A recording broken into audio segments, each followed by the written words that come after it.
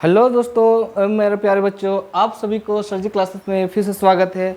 आज हम लोग matter in our surrounding class 9 का पार्ट 2 करने वाले हैं, जो कि बहुत ही इंपॉर्टेंट है। इससे पहले हम लोग ने पार्ट 1 कर चुका है और उसमें हम लोग मैटर के बारे में बढ़िया से समझ में आ गया होगा आप लोग को। आज हम लोग इसका पार्ट 2 करेंगे और पार्ट 2 में क्या कवर करेंगे उसको हम लोग जानते हैं। इस वीडियो में हम लोग बात करेंगे कि मेरा आज का गोल होगा डिफ्यूज़न के बारे में। आखिरकार डिफ्यूज़न है क्या, तो हम लोग ने डिफ्यूजन का भली भांति इससे आप लोग अवगत होंगे कि जब हम लोग स्कूल जाते हैं और आपका यूनिफॉर्म में कहीं ना कहीं वाइट शर्ट का होगा और वाइट शर्ट में आप जो नील डालते हैं, दैट मीन्स उजाला या ब्लू जो भी बोलते हैं, वो कहीं ना कहीं आपका एग्जाम्पल, सबसे अच्छा एग्जाम्पल किसका है? डिफ्यूज़न का। जब उसमें पानी घोलते हैं, पानी में जब हम लोग ब्लू घोलते हैं तो बहुत आसानी से वो चारों तरफ से क्या होता है, मिल जाता है। उस तरह अगर हम लोग गार्डन में कहीं घूमेंगे तो वहाँ का जो फ्लावर का स्मेलिंग है वो भी एक प्रकार का डिफ्यूज़न है। हमने सुबह सुबह अगरबत्ती जलाए होंगे या शाम को जलाए होंगे और पूरा घर सुगंधित हो जाता है, वो भी एक प्रकार का क्या एग्जाम्पल, किसका एग्जाम्पल है? डिफ्यूजन का। तो हम लोग जानेंगे इसमें डिफ्यूजन इन गैसेस में क्या होता है, डिफ्यूजन इन लिक्विड में कैसे होगा, डिफ्यूजन इन सॉलिड में क्या होगा। तो चलिए हम लोग आज इस वीडियो में डिफ्यूजन के बारे में बढ़िया से जानकारी लेते हैं। तो सबसे पहले हम लोग जानेंगे कि डिफ्यूजन का डेफिनेशन क्या होता है। तो यहाँ पर बताया गया the spreading out and mixing of substances with another substances due to the motions of its particle is called diffusion.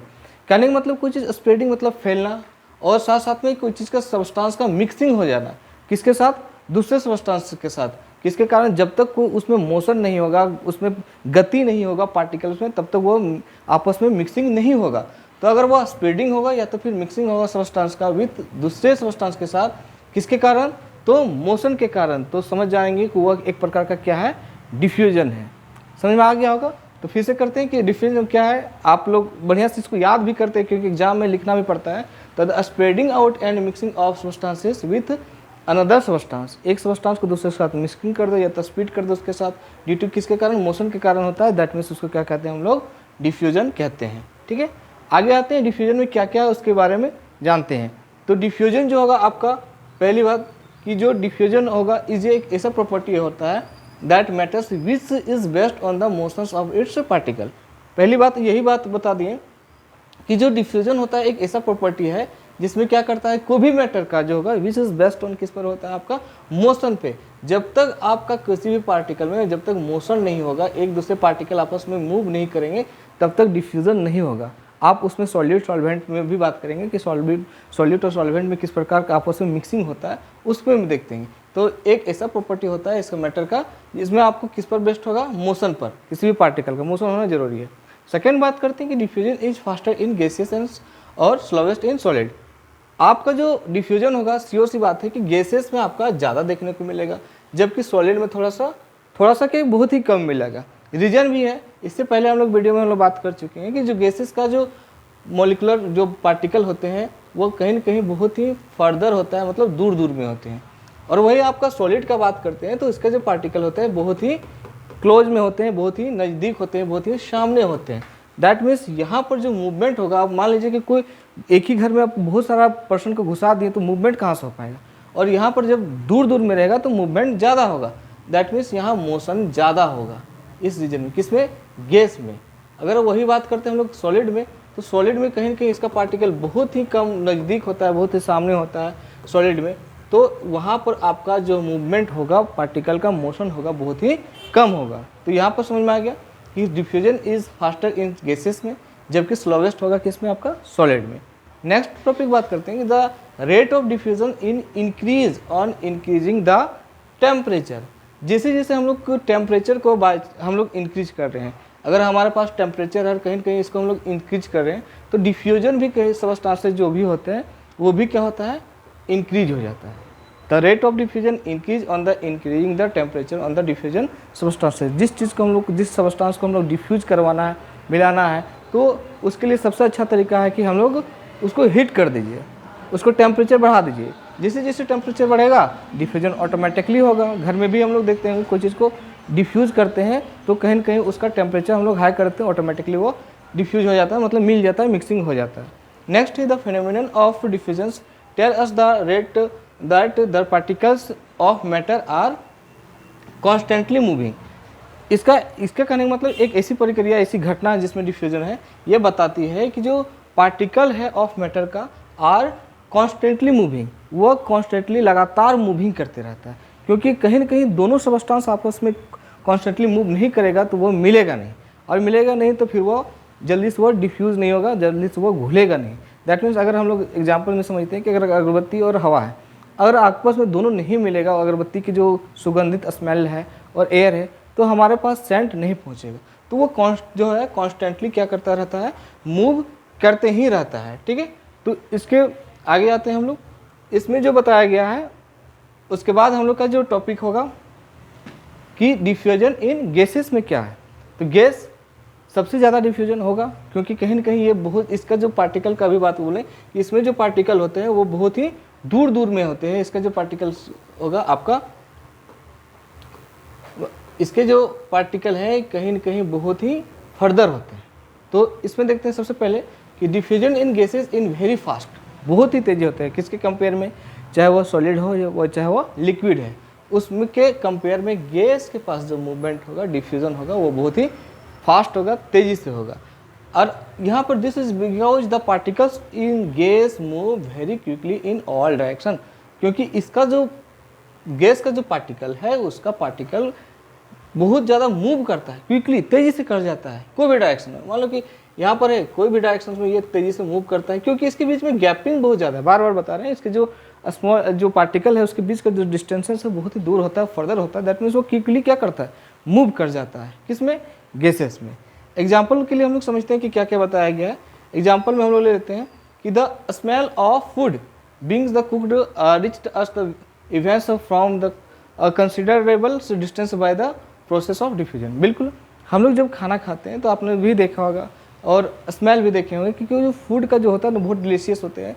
अगर उसका जो स्मेल देखा जाए फूड का, तो जैसे खाना हम लोग को बन के तैयार होता है और हमारे सामने आते हैं तो वो कंसिडरेबल करते हैं डिस्टेंस से ही हमको पता चल जाता है कि वह खाना आ रहा है। सुगंधित खाना भी हम लोग को पता लग जाता है कि ये खाना कितना सुगंधित है, कितना नहीं है। साथ साथ में टेस्ट में भी बात करते हैं, तो टेस्ट में हम लोग अगर गर्म फूड खाते हैं तो मुंह में उसका जो सब्सटेंसेस बहुत जल्दी हमारे जीभ में घुल जाता है, उससे हमारा भी टेस्ट बहुत ज़्यादा अच्छा हो जाता है। इसलिए हम लोग बोला जाता है कि गर्म खाना खाना चाहिए।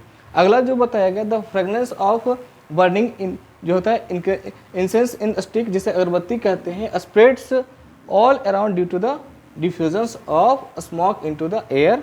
अब फर्स्ट में ही बता दिए थे, जो सुगंधित होता है किसी भी अगरबत्ती का, आप एक कोना में रख दीजिए, थोड़ा देर के बाद देखिए कि उस घर का पूरा घर बहुत ही सुगंधित हो जाता है, बहुत ही स्मेलिंग करने लगता है। Due to reason in scientific way, तो साइंस वे में कहा जाए तो कहीं ना कहीं इसका रीजन है डिफ्यूजन, क्योंकि वह एयर के साथ घुल जाता है और पूरा घर में क्या होता है, उसका स्मेल फैल जाता है ड्यू टू डिफ्यूजन। नेक्स्ट बोला गया, the smell of perfumes spread due to the diffusion of perfumes जो होता है वेपर्स इनटू एयर।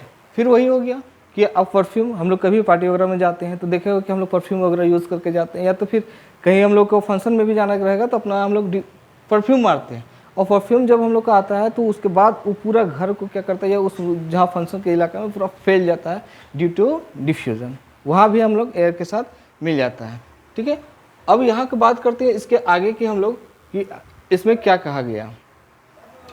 तो हम लोग जो बात करते हैं नेक्स्ट में, तो डिफ्यूजन इन लिक्विड में क्या क्या बताया गया।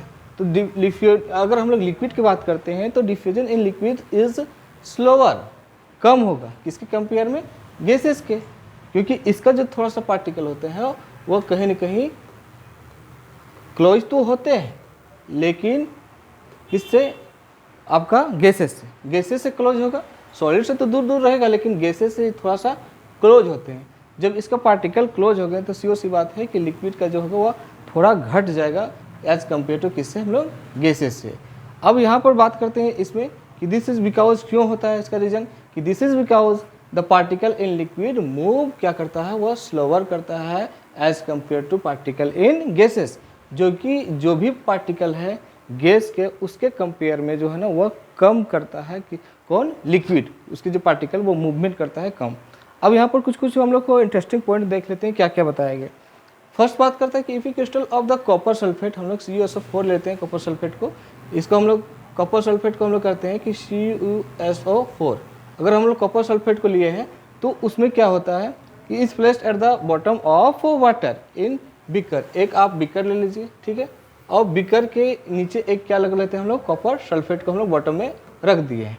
तो इसके बाद क्या होता है कि the blue colour of the copper sulphate is spread into the whole water. अब जो यहाँ पर जिसका जो ब्लू कलर होगा पूरा का पूरा जो है इस जो है बीकर में पूरी तरह से फैल जाएगा, ठीक है। अब स्लोली, अब the spreadings of the blue colours copper sulphate into water, अब पूरा कहाँ फैल जाएगा, पूरा पानी में फैल जाएगा। On this way it's way, इस तरीका से हम बता सकते हैं कि due to the diffusion of the copper sulphate particle into the water. कहने का मतलब जो ये हुआ डिफ्यूजन के कारण, जो भी कॉपर सल्फेट था उसका पार्टिकल कहीं न कहीं वाटर के मोलिक्यूल से कहीं न कहीं वो मिल गया और इसका पूरा कलर को किस में कर दिया, ब्लू कलर में चेंज कर दिया।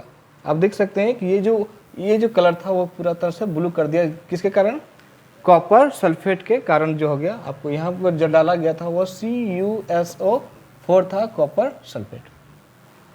आगे आते हैं हम लोग कि इसमें बताया गया है कि नेक्स्ट में कि इफ़ ये ड्रॉप ऑफ इंक, जो हम लोग फर्स्ट में बताए गए थे कि जो इंक का जो ड्रॉप है अगर हम लोग उसको बीकर में डालते हैं किसके साथ, वाटर के साथ, तो जो कलर ऑफ इंक भी क्या बहुत तेज़ी से फैल जाता है और कहीं ना कहीं वो पूरा का पूरा ब्लू कलर कर देता है। फिर हम लोग उसमें शर्ट वगैरह डाल देते हैं, वाइट का ब्लू हो जाता है, फिर हम लोग शाइनिंग होना स्टार्ट हो जाता है।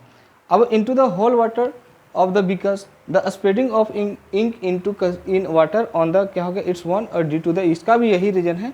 क्या रीजन है इसका भी, रीजन क्या है आपका, कहीं ना कहीं डिफ्यूजन ही, डिफ्यूजन के कारण ही क्या हुआ कि वो पूरा तरह से फैल जाता है और कहीं ना कहीं वो पूरा वाटर के मॉलिक्यूल के साथ मिल जाता है, ठीक है।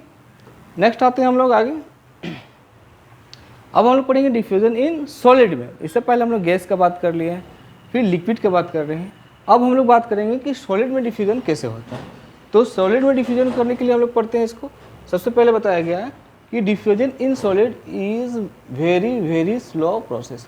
ये बहुत स्लो है एज कम्पेयर टू गैस और लिक्विड के। सबसे ज़्यादा गैसेस में था, उसके बाद लिक्विड में था डिफ्यूज़न, और अब जो बहुत ही कम स्लोली प्रोसेसिंग है किसमें, सॉलिड में।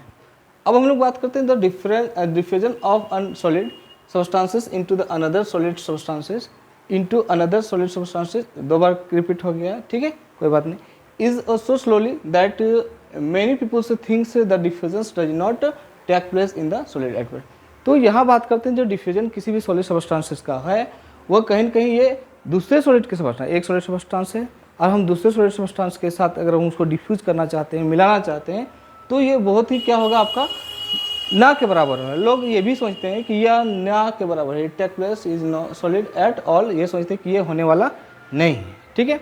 अगर हम लोग यहाँ पर कुछ इसके बारे में जानकारी लेते हैं कि अगर हम लोग if we write somethings on a black board, अगर हम लोग ब्लैक बोर्ड में हम लोग कोई चीज़ लिख रहे हैं एंड लीव इट द जो होता है uncleared for a considerable period of the time, कुछ समय के लिए उसको हम लोग लिख के और कुछ समय के लिए उसको छोड़ देते हैं, तो हम लोग क्या पाते हैं कि it's becomes quite difficult to the clean into the black board जो होता है आफ्टर वर्ड्स। कुछ देर के बाद देखते हैं को क्लियरिटी थोड़ा घट जाता है, पहले जैसे लिखे थे उतना क्लीन नहीं रह पाता है।